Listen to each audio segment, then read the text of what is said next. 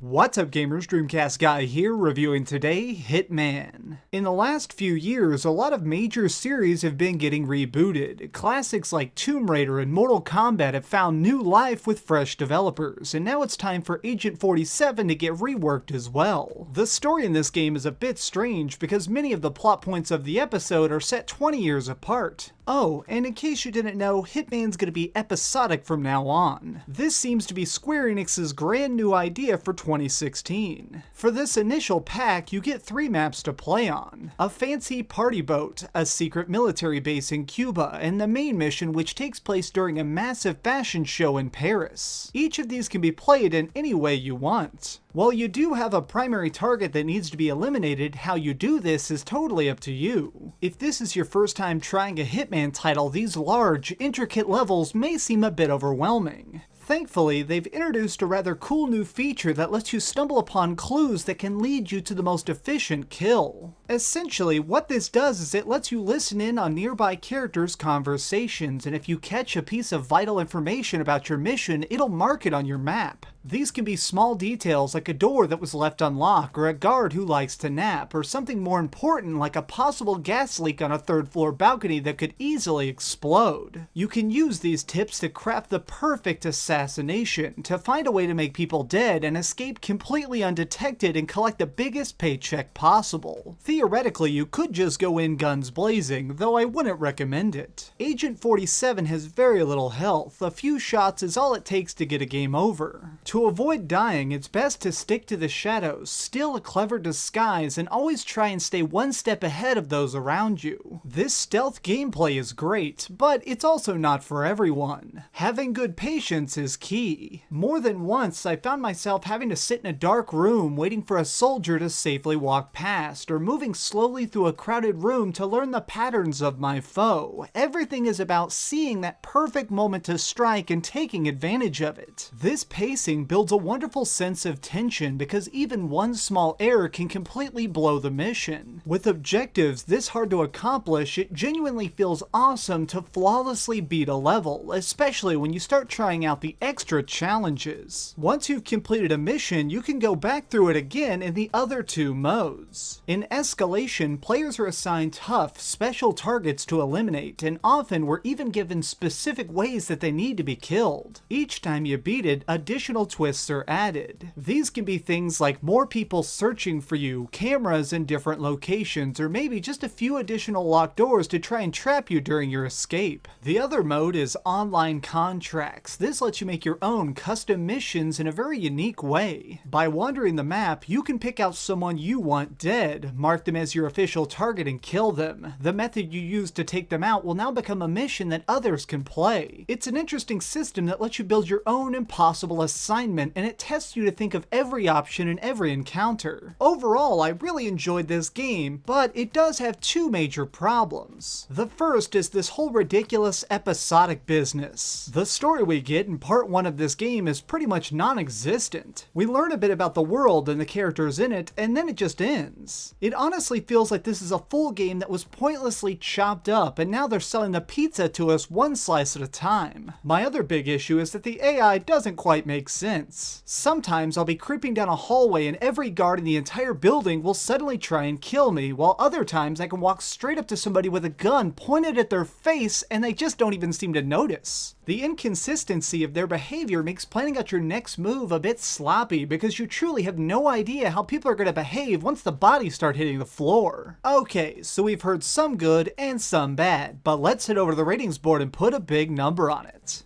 I am giving Hitman an 8 out of 10. If you like stealth games, or maybe you just want to test your skills at the Hitman series, I highly recommend this title. However, if you're just looking for some over-the-top action or some insane ninja nuns, you may want to look elsewhere. At the very least, just try out episode 1 and see if it's your style. Thanks so much for watching, gamers. This has been DreamcastGuy with another review. If you enjoyed this video, please give it a thumbs up, share it with your friends, and subscribe if you haven't already. But do me the biggest favor of all and keep dreaming.